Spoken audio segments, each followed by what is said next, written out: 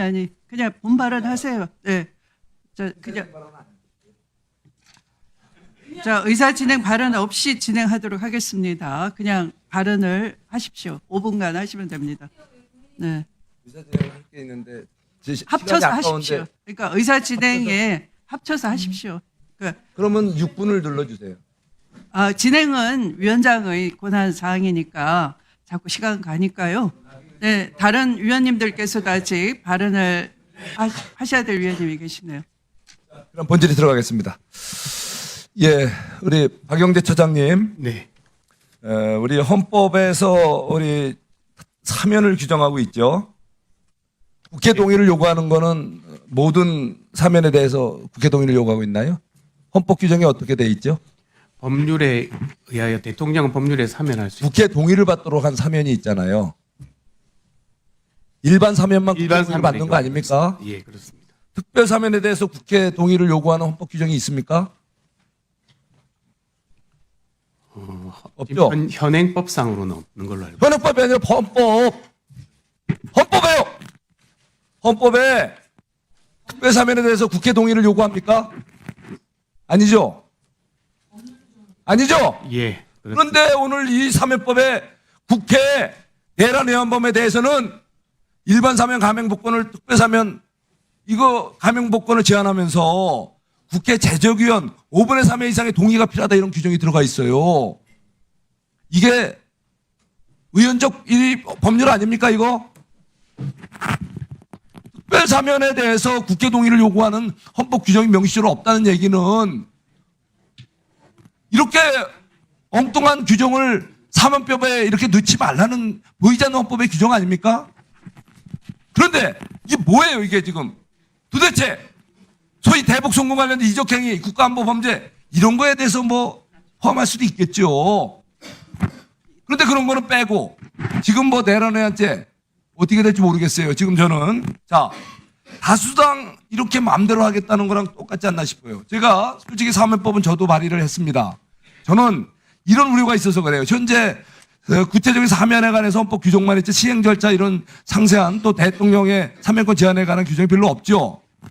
그래서 저는 지금 현직 대통령이 5개 재판을 받고 있었잖아요. 그래서 이분이 혹시 대통령이 된다면 자신이 저지른 범죄에 대해서 혹시 대통령이 돼갖고 그거 사면을 할까봐 걱정이 되고 많은 국민들이 그걸 걱정하고 있어요. 예? 거기다가 또 공범들 많잖아요. 5개 재판에 연루된 공범들 대통령이 되면 본인과 가족 공범들 다 사면해 줄까봐 사실은 국민들 저도 그게 걱정이 돼갖고 사실은 제가 사면법 일부 개정 법률안을 개정안을 내서 대통령 본인 대통령 그 친족 대통령과 공범관계에 있던 자들에 대한 사면권을 제한하는 제가 사면법 개정안을 낸 적이 있어요 작년에. 근데 왜 이번에 사면법을 개정하면 우리 저 장관님 네. 사면법 손 대셨잖아요. 그러면 국민들이 우려하는 이런 거를 넣으셔야 그게 맞는 거 아닙니까? 이번 사면법 개정안에 제가 이 발의했던 내용 하나도 쏙 빼놓고 말이죠. 무슨 뭐 의원적인 법률을 넣었어요. 내란의원한테 당연히 나쁜 죄죠. 그게 확정된다면 저는 뭐 이런 거에 동의할 수도 있어요. 제안하는 거.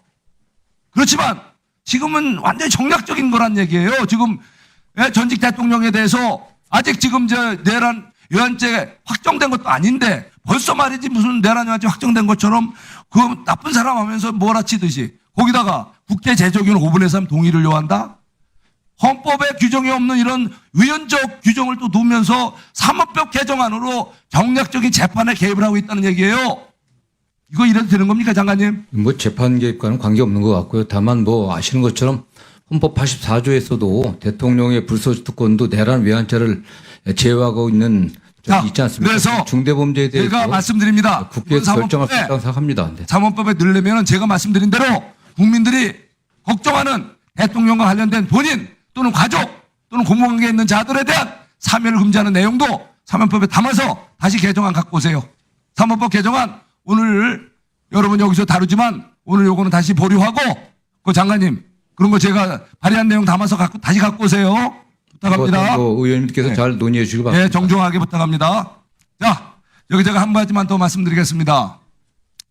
도대체 오늘 상법 개정안 논의가 이게 뭡니까? 법사위 우리 소위에서 뭐 일반 강행 처리됐죠? 그동안 1, 2차 상법으로 지금 기업들을 갖다 외국 투기 자본에 그야말로 그냥 먹잇감으로 던져놓은 거 아닙니까?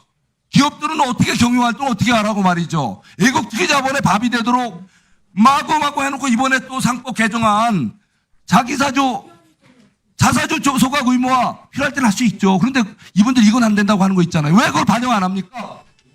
예를 들면 자기의 최소한 불가피한 M&A 과정에 생긴 자사주 거기다가 또 중소벤처기업들을 어때요? 이분들은 사실 자금력이 부족하니까 외부 자본에 많이 의존해서 자금력이 낮잖아요. 이런 분들을 경부를 지켜주기 위해서 이런 예외를 허용을 해달라고 그렇게 해버렸잖아요. 예? 이렇게 예외적인 분명히 규정을 둘 수 있음에도 불구하고 기업들의 경영권 보호를 위한 전혀 보완 조치 없이 그저 주가 이제 5천 넘겼으니 한번 더 어떻게 한번 기분을 내보겠다. 저는 이게 지금 주가 5천 넘은 거 이건 좋아요. 그렇지만 이게 여기에 인위적인 거품이 개입이 들어갔다는 것은 엄청난 거품이 올 겁니다. 미리 경고합니다. 특히 기업들의 경영권을 외국 투기자본들 투기자본들의 밥이 되도록 만들어 놓는다면은 중장기적으로 기업의 이제는 경쟁력은 떨어질 것이고 한국 주가에 엄청난 악영향을 줄 거라는 걸 미리 경고합니다. 의원님 그 국회 결단으로 1차, 2차 상법 개정안에 긍정적 효과들이 이미 시장에 반영되고 있습니다. 지금 기업의 입장에서도 국회 상법 개정안에 관련해서 물론 일부 지금 뭐 그런 의원님 말씀하시는 점에 문제를 제기하는 분들도 있지만 다수는 오히려 기업의 가치를 실질적으로 제고할 수 있는 좋은 방안이라고 생각하는 측면도 많이 있습니다. 오히려 이런 게 계기를 해갖고 우리 저 주식시장이 더 활성화되고 국가의 어떤 경쟁력도 좀 나아질 거라고 저는 생각하고 있습니다. 장관님, 진정한 우리 주식시장, 대한민국 주식시장을 제대로 건전하게 부양시키고자 한다면 기업들의 경영활동을 잘할 수 있도록 독려하고 소위 말해서 투기자본에 먹이가 되지 않도록 하는 게 더 중요한 거 아니겠어요? 예를 들면 노란봉투법 같은 거 지금 기업들은 발발하는 거 이제 끝났어. 그 나쁜 악법을 당장 스톱을 시켜서 이거 곧 시행되잖아요. 3월 10일 며칠 안 남았어요.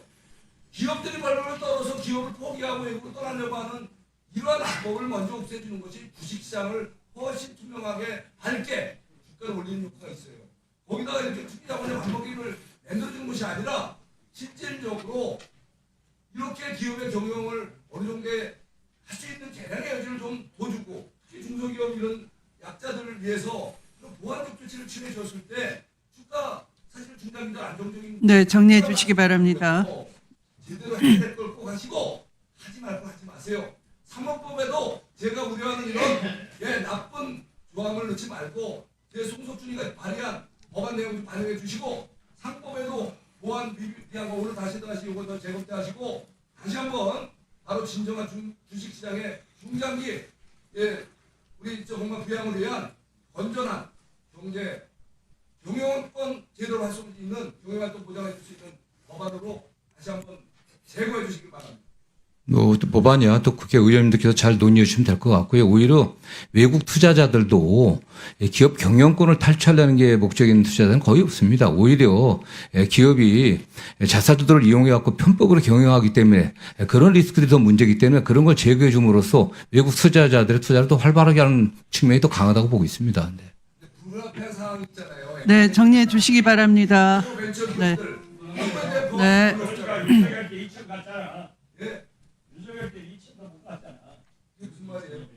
보수피가 2천이었잖아. 2천. 네. 그래서 자, 그만하시고요.